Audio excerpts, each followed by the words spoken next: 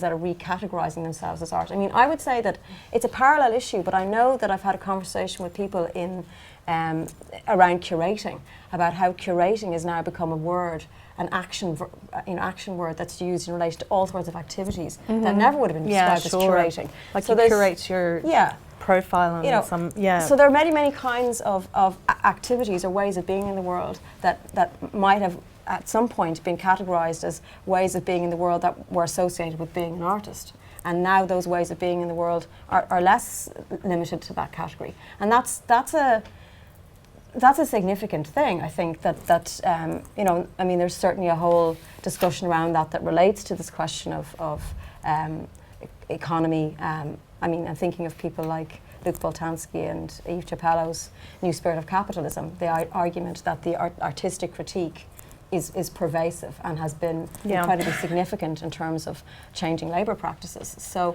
that's a big other area. Yeah, that's a whole other area. And I think, again, just that opening sort of paragraph, you know, the interest for me lay in the suggestion that art could be everything. So therefore, you know, that this question I'd been reflecting on was, you know, I was wondering what can't be an art. What can't be art, and how this might be possible. So I think that's how it connected back to what I'm doing, less so the politic of it. But it's still really interesting. The question of what can't be art is a really interesting philosophical question, but it's actually quite amazing for an artist to be thinking that in some ways while making a show. You know, what can't be art? Yeah. Maybe I'm over kind of awed by this, but I feel like that's quite it's a big question. Yeah, it's a very difficult question, and in practice it becomes even more difficult.